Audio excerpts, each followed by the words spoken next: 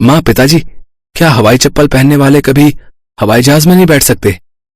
बेटा, दिल बहलाने के लिए तो हम लोग हाँ बोल सकते हैं, लेकिन सच्चाई इसके ठीक विपरीत है। हम गरीबों को तो ट्रेन की टिकट भी बड़ी मुश्किल से मिल पाती है, हवाई जहाज की तो बात ही छोड़ दो। तुम्हारी माँ बिल्कुल सही कह रही है बेटा, तुम्हारी शादी हो जाए, हमारा तो बस यही सपना है। हाँ पिताजी, इस कच्चे मकान के अंदर बैठकर आज मैं ये प्रण लेता हूँ कि मैं शादी तभी करूंगा जब मैं आप लोगों को हवाई यात्रा करवा दूंगा। मोहन के अंदर हवाई जहाज में बैठने की आग आखिर लगी कैसे? क्या उसका ये सपना कभी पूरा हो पाएगा? ये सब जानने के लिए हमें कहानी में थोड़ा पीछे चलना होगा। मोहन एक गरीब परिवार का लड़का था। वो अपने खेतों में सब्जी उगाता था और वही बाजार में जाकर बेचता था। सब्जी ले लो, सब्जी, ताजी हरी सब्जी ले लो। हरी हरी सब्जी खाकर आपकी जिंदगी में भी हरियाली आ जाएगी, सब्जी ले लो। तभी कुछ ग्राहक उसके पास आए। 1 किलो आलू दे दो, थोड़ा धनिया, थोड़ा पुदीना और ये हरी हरी शिमला मिर्च दे दो। जी साहब, अभी देता हूँ। मोहन ने उसे सब्जियां दी। ग्राहक ने उन्हें पैसे दिए और वहाँ से चले गए। आ जाओ जल्दी, कहीं देर ना हो जाए। ताजी ताजी सब्जियाँ, कहीं आपके हाथों से ना निकल जाएं। ताजी हरी सब्जी ले लो। सब्जी बेचकर शाम को मोहन अपने घर पहुंचा। माँ, आज के बाद आप खाना नहीं बनाओगी, मैं खुद खाना बना लिया करूंगा। अरे बेटा, चिंता वाली कोई बात नहीं है, तेरी माँ की तो ये आदत पड़ गई है, और वैसे भी जब तेरी शादी हो जाएगी तो तेरी माँ को आराम मिल जाएगा।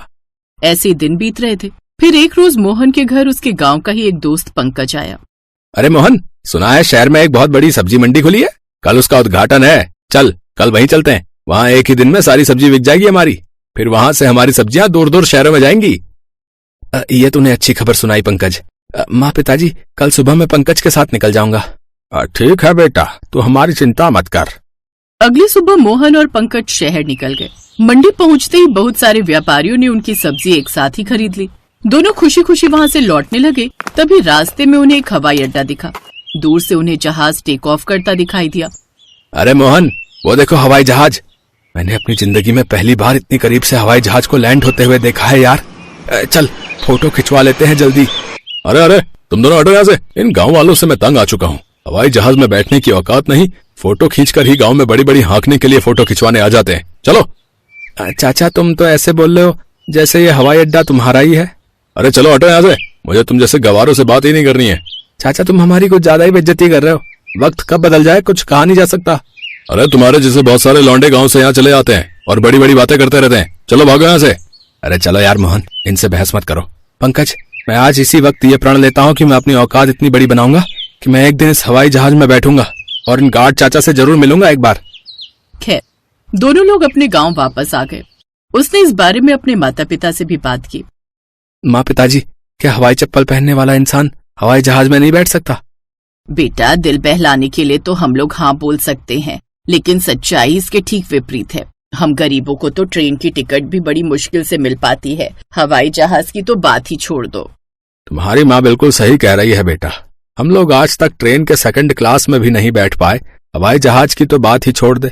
इतने बड़े सपने मत देखो बेटा जो कभी पूरे ना हो पाए। तेरी अच्छी जगह शादी हो जाए, हमारे लिए तो यही एक सपना है। माँ, पिताजी, इस कच्चे मकान के अंदर बैठकर आज मैं ये प्रण लेता हूँ कि मैं शादी तभी करूंगा जब आप लोगों को मैं हवाई जहाज यात्रा करवा दूंगा। अब मोहन ने ठान लिया था कि वो एक दिन बहुत बड़ा आदमी बनेगा। उसने अपने खेतों में ही लकड़ी की एक बहुत बड़ी दुकान बना ली। तभी वहाँ से पंकज निकला। अरे ये क्या बात कर रहे हो मोहन? पंकज, अगर बहुत बड़ा बनना है तो अपने काम को अलग ढंग से करना होगा और पूरी दुनिया को दिखाना होगा। अगर मेरे काम को पूरी दुनिया नहीं देख पाएगी तो मैं हवाई जहाज में कभी नहीं बैठ पाऊंगा। अभी तक तेरे अंदर हवाई जहाज में बैठने वाली आग शांत नहीं हुई रे, लेकिन तू करने क्या वाला है इसके लिए रे? पंकज, आजकल सोशल मीडिया का जमाना है। मैंने लकड़ी का एक ढाबा बना लिया है। मैं सब्जी बेचने का तरीका कुछ बदलने वाला हूँ। जो भी मेरी इस दुकान पर सब्जी लेने आएगा उसे मैं सीधा खेतों से उखाड़ कर उनके सामने सब्जियां दूंगा और इस दुकान में मैं लोगों को पकी पकाई सब्जी बेचूंगा। ऐसा आज तक किसी ने नहीं किया होगा।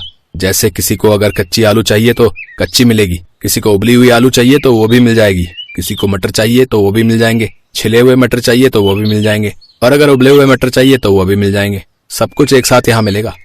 वाह यार, ऐसा आज तक किसी ने नहीं किया होगा। पहली बात तो सीधा खेतों से उखाड़ कर तू सब्जी बेचेगा, इससे लोगों का भरोसा तुझ पर बहुत बढ़ जाएगा।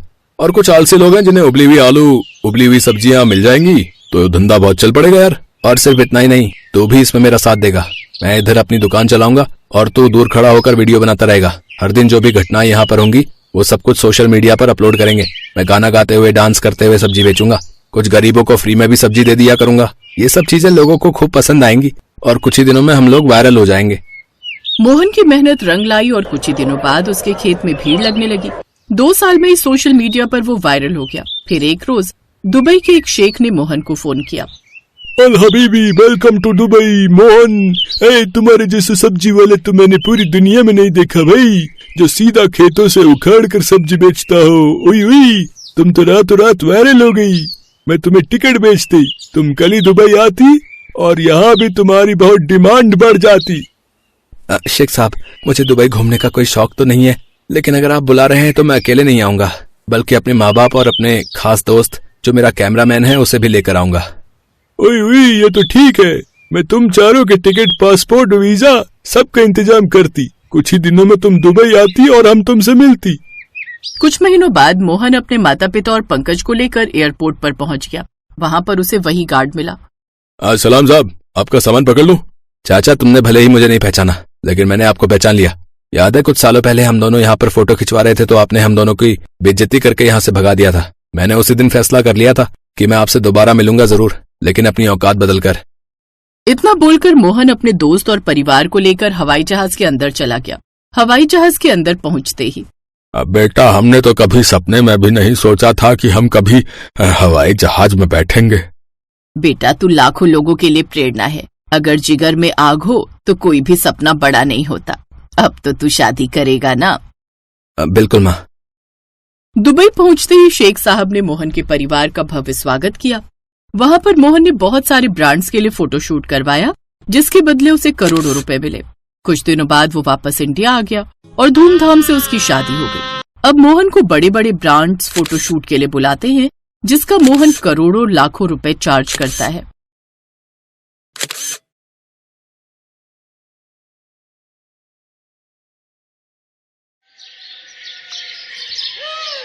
अनिमेश की आज नौकरी चली गई। वो ऑफिस से निकलकर रास्ते पर आया और फुटपाथ पर बैठ गया। बहुत मुश्किल से नौकरी मिली थी, अब वो भी चली गई। नई नई शादी हुई है मेरी, अब कैसे क्या होगा? तभी अनिमेश की पत्नी सीमा ने कॉल किया। सुनिए, हम गाड़ी कब ले रहे हैं? गाड़ी? अभी तुम्हें गाड़ी क्यों चाहिए? मेरी सहेली ने नई गाड़ी खरीदी है, बहुत सुंदर है। मुझे भी एक गाड़ी चाहिए। सीमा, अब हमारे पास उतने पैसे नहीं है, मैं कहाँ से गाड़ी खरीदूं? मुझे कुछ नहीं पता, मुझे नई गाड़ी चाहिए चाहिए चाहिए चाहिए।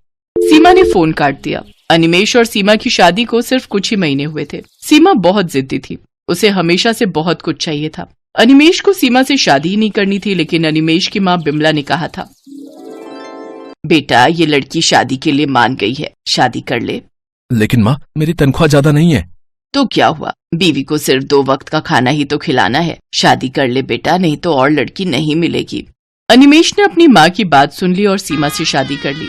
शादी के 2 दिन बाद सीमा ने अनिमेश से कहा, आपने तो मुझे सुहाग रात में कोई गिफ्ट नहीं दिया। मेरी सहेली को उसके पति ने सोने का हार दिया था। वो सीमा, शादी में इतना खर्चा हो गया था, इसीलिए कुछ नहीं दे पाया। तुम चिंता मत करो, अगले महीने मैं तुम्हें गिफ्ट जरूर दूंगा। मुझे एक सोने का हार ही चाहिए। वो तो बहुत महंगा है, सस्ता कुछ देने से नहीं चलेगा? सस्ता? क्या मैं तुमको सस्ती लगती हूँ? यार, ये मैंने किस लड़के से शादी कर ली, पता है कहाँ कहाँ से रिश्ते आ रहे थे मेरे लिए। अच्छा ठीक है, मैं पूरी कोशिश करूंगा, तुम शांत हो जाओ। अगले महीने अनिमेश अपनी पूरी सैलरी से सीमा के लिए एक सोने की अंगूठी खरीद कर लाया, लेकिन उससे भी सीमा खुश नहीं हुई। सीमा को बहुत कुछ चाहिए था। उसकी सहेलियां हर महीने कुछ न कुछ खरीदती रहती थीं और वो देखकर सीमा भी अनिमेश के सामने जिद पकड़कर बैठ जाती थी। सीमा की जरूरतें पूरी करने के लिए अनिमेश ने बैंक से लोन भी ले लिया और आज उसकी नौकरी चली गई और उधर सीमा गाड़ी खरीदने की जिद पकड़कर बैठ गई। अनिमेश घर लौटा तो सीमा के साथ उसका झगड़ा शुरू हो गया। तुम गाड़ी नहीं खरीदोगे तो मैं तुम्हें छोड़कर मायके चली जाऊंगी। सीमा, समझने की कोशिश करो, मेरी नौकरी चली गई है, अभी मेरे पास घर चलाने के पैसे नहीं है। तो मैं क्या करूं? मुझसे शादी क्यों की थी? घर चलाने का दम नहीं है, लेकिन शादी जरूर करनी है। वहां सीमा की सास बिमला आई और सीमा को समझाने की कोशिश करने लगी। बहू, जिद करना अच्छी बात नहीं है। मेरा बेटा कोशिश तो कर रहा है।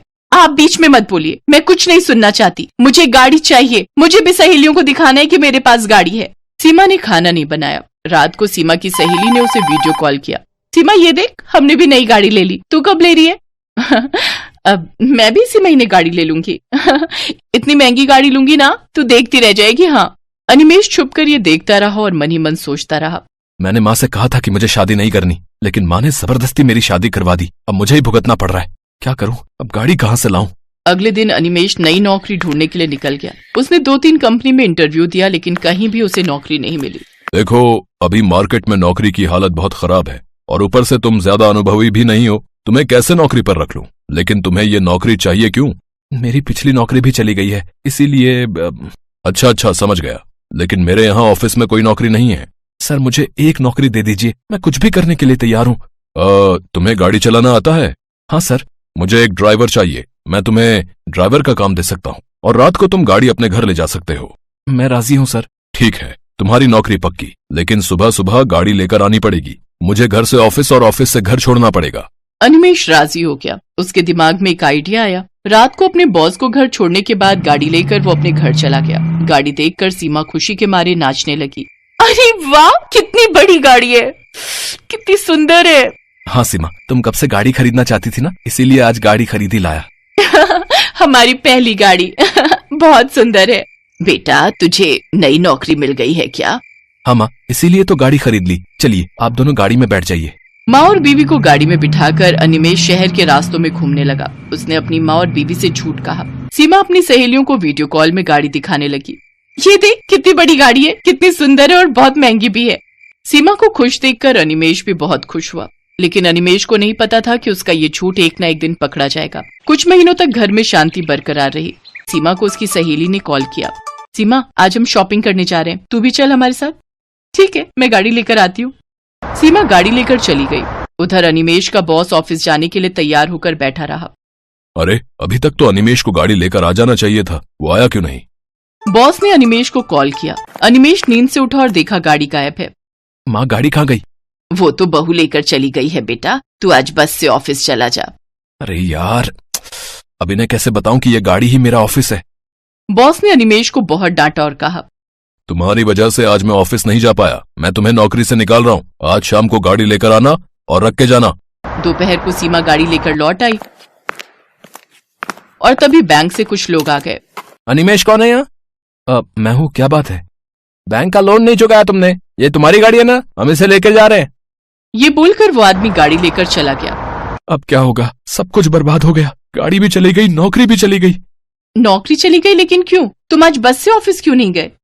अरे, वो गाड़ी ही मेरा ऑफिस है। मैं ड्राइवर का काम करता हूँ। अनिमेश ने अब सब कुछ सच सच बता दिया। अब मुझे पुलिस उठा कर ले जाएगी। अब मुझे जेल में सड़ना पड़ेगा। सब कुछ तुम्हारी वजह से सीमा, तुम्हारे लालच की वजह से आज मेरा सब कुछ बर्बाद हो गया। पुलिस का नाम सुनकर सीमा डर गई। माफ कर दीजिए मुझे, वो सहेलियों के चक्कर में मैंने आपको बहुत परेशान किया। बहू, तुम इस घर की बहू हो। बहुओं का काम होता है घर को सुरक्षित रखना, लेकिन तुम्हारी वजह से आज सब कुछ बिखर गया। सीमा को अपनी गलती समझ में आ गई। उसने सारे जेवर बेच डाले और उससे बैंक का लोन मिटाकर गाड़ी छुड़ा लाई। अनिमेश बॉस के घर गाड़ी लौटाने गया। सीमा भी उसके साथ गई और बॉस से माफी मांग ली। सीमा को रोते हुए देखकर बॉस ने अनिमेश को नौकरी से नहीं निकाला। बॉस ने कहा, बहू, जिद और लालच करने से बुरा ही होता है। मन लगाकर काम करो, एक न एक दिन तुम्हारे घर में नई गाड़ी जरूर आएगी। अनिमेश के साथ साथ सीमा भी नौकरी करने लगी। घर में सुख शांति छा गई और कुछ सालों में उन्होंने अपने दम पर पहली गाड़ी खरीद ली और सभी एक साथ खुशी खुशी रहने लगे। Thanks for watching.